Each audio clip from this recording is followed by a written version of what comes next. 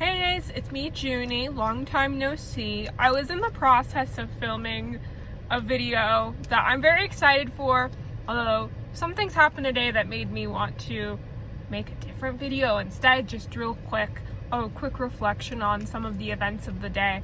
But that other video will come to you very, very soon, maybe even like immediately after you post your next video, because I just have to like edit it and then record the voiceover for it.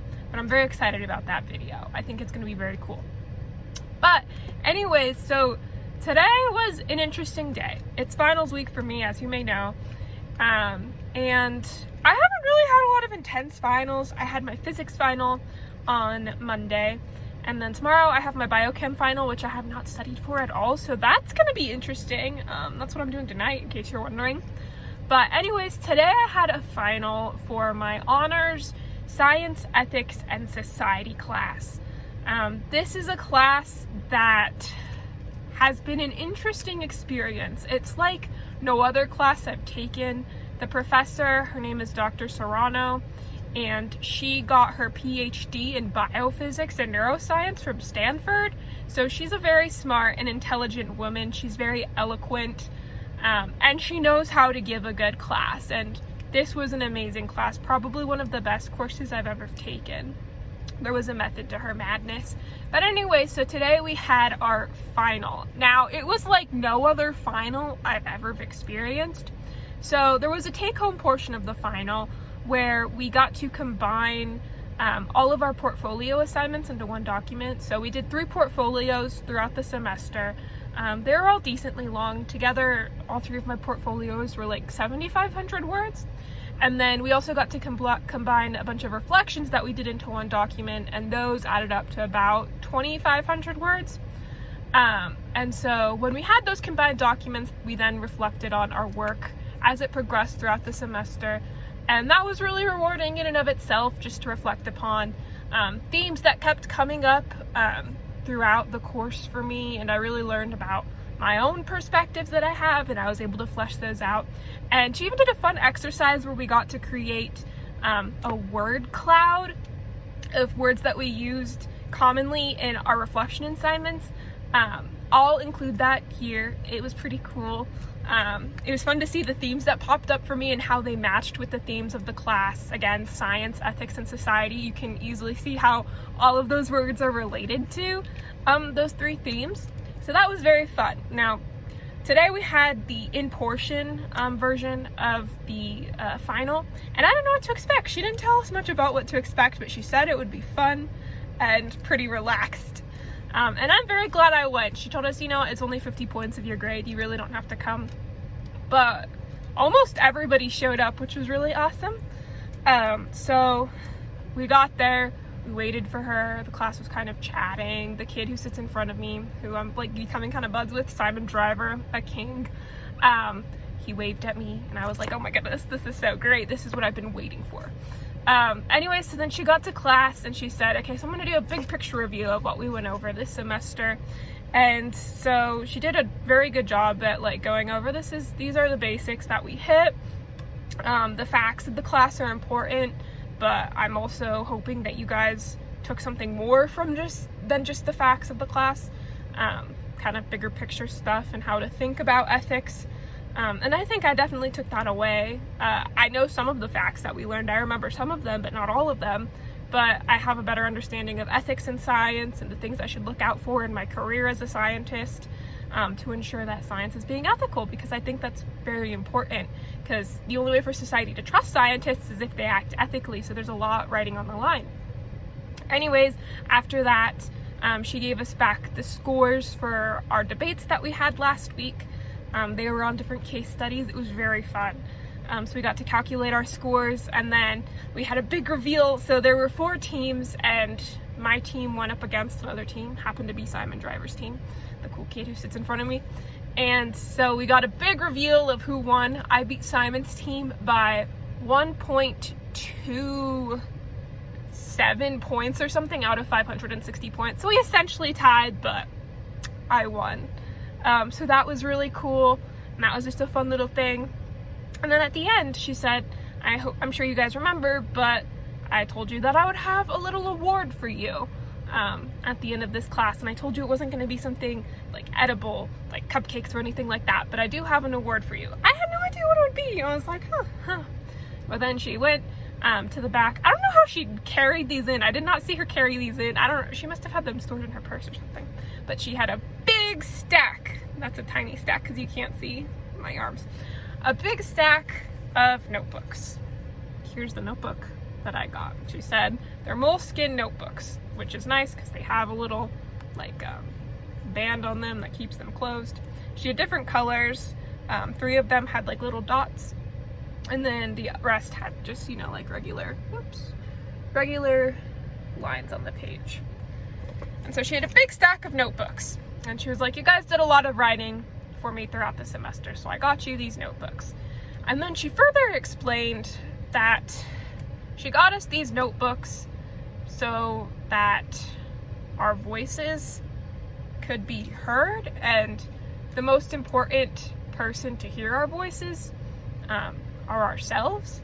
And so that's why she got us these notebooks. She said you can share your thoughts with anybody you want, as long as you're willing, but most importantly you have to hear your own voice, because we're all very intelligent and have a lot of interesting things to say, and it's good that we flesh out those ideas. So she hopes that these notebooks all serve as journals for us to record our ideas of the day. And she says that she wishes that when she was younger she journaled more than she did. And I think I probably share a similar mindset of, oh, I wish I had, it's not that I'm old, but you know, I wish I had journaled more back in the day. So I think I'm gonna really cherish this notebook. And she said whenever you look at it, to think of the good and maybe hard times that you had in this class. And I don't think I'll ever forget the individuals of that class. It was a discussion-based course, a very small class of very intelligent people, hard workers. So it's going to be hard for me to forget, you know, the times that we shared in that class, especially the time when I beat Simon Driver in the debate. So this is just one of the coolest, like, last day of class things that has happened to me. She's a very nice lady. She wants to make a difference in people's lives. I'm very glad that I got to take that class. Yes, at times it was hard and it didn't feel rewarding, but now reflecting upon it, it feels like I really learned stuff. If you ever want to talk about the stuff that I learned, we can talk about that, or I can save it for future videos. We'll see. And then another thing that happened today before that actually is that I had coffee with the professor who I TA'd for, Dr. Kelleher. She graduated from St. Pius. She's interested in global development ethics. You would think that she is a very fun and interesting person. You'd probably love talking to her about the stuff that she does, because it's right up your alley too. If you want, I can probably hook you up with her. She has cool maybe internship opportunities that you could do that really, I think, align with your career path. But I had coffee with her. I got a London fog. It was very good. But more importantly, it was nice to just see her take an interest in my future and want to help me in any way that she can. It's just, it amazes me that there's so many professors around me who just get excited about like helping students about that sort of stuff, like Dr. Mayo, who Simon Driver actually works for, fun fact, or like Dr. Serrano, or now Dr. Kelleher. There's all these amazing individuals that really want to help me figure out what I want to do in life. They have a real interest in that, and that's very nice. But anyway, so we were sitting down, and then this gentleman approached her, who she knew, and he said, hey, can I get your phone number so that we can have coffee sometime in the future so I can talk about you having you on my program.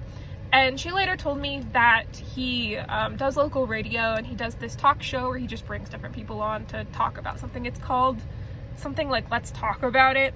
But he was a very interesting guy. And so he came up and he said, hello, my name is, Randall or something like that. But he remembered my name, which I thought was amazing. And I was like, hi, my name's Kayla, and I shook his hand. And then he was like, Kayla, what do you want to do for a day job? Because Dr. Kelleher told him that, yes, I'm both a philosopher and a scientist. And I was like, I don't know. And then Dr. Kelleher jumped in, and she was like, she wants to do science, ethics, and policy. And he's like, oh, that's amazing. Like, what particular like field of science do you want to do policy for and like explore the ethics of? And I was like, neuroscience. I'm really interested in neuroscience, and I think that there's a lot that can be done in terms of neuroscience when it comes to ethics. And I told him about how a couple weeks ago for my class actually with Dr. Serrano, we got to attend a neuroethics conference online, and how that was really interesting. And he said, oh, do you read any like neuroscientists? And I was like, see, I do, but then it's like, this is putting me on the spot. So I was like, and then he was like, what about Sam Harris? And I was like, yes, I don't know. Sam Harris is the guy who got me into neuroscience and liking that, because he's a philosopher and a neuroscientist. And so he's the person who first sparked my interest. And I told him this, and he's like, yeah, that's what I expected. And so that was really cool. And he was just such a nice man. And then when he left us, he said, keep on fighting the good fight, or ever how you want to phrase that. And I was like, oh, what a nice man. Like Dr. Serrano and Dr. Kelleher, he was treating me like I'm an individual capable of things, which is sometimes weird. Like I have thoughts and ideas that matter in the world. And I think sometimes I overlook that. And I'm sure you do too, where it's, you kind of devalue the things you think and the perspectives that you can add to something. But like, we are the future, and honestly the future is now for us, and we have a voice. You should get a Moleskine notebook, but we have a voice, and it's our time to use it. And I think that good adults out there, we're adults too, but like grown-ups like Dr. Serrano, Randall, whatever his name was from the radio show, and Dr. Kelleher, like, they're giving us this chance to use our voices, and they're excited to hear what we have to say. And I'm just very thrilled about that. And I wanted to share these experiences with you because they really made my day, and they really made me feel empowered. And you deserve to feel that way too. Everything that these individuals told me today, same goes for you. You're very bright, smart, caring, and amazing. And I know you're gonna do great things. And I can't wait to see you. I get to see you in a couple weeks from now. And so that's very exciting. I cherish our conversations, Ace. They always bring a smile to my face, much like the conversations I had with these 3 individuals today. Also, Dr. Kelleher, she got me a gift. And I thought a fun little thing for me to do would be to open that gift in front of you right now, since I just shared the gift that Dr. Serrano gave my class. So I'll go ahead and do that. It's kind of heavy. I feel like it's a baked good, maybe. We'll see. Oh, goodness. Oh, goodness.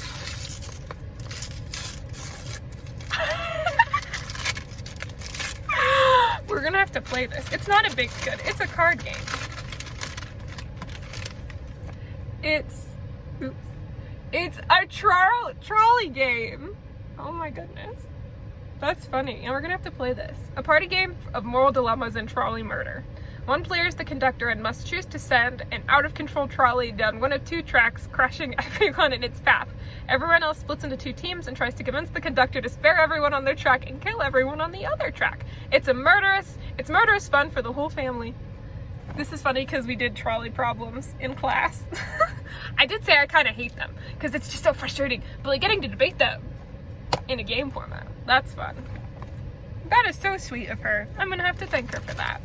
That's incredibly sweet. That's so funny. And then also a candy cane. What a nice woman. But yeah, you would really, really like her. Let me know if you want to talk to her. She works for, I'm gonna forget its name, but it's this new center type thing in Washington, D.C. that focuses on human development ethics globally and stuff.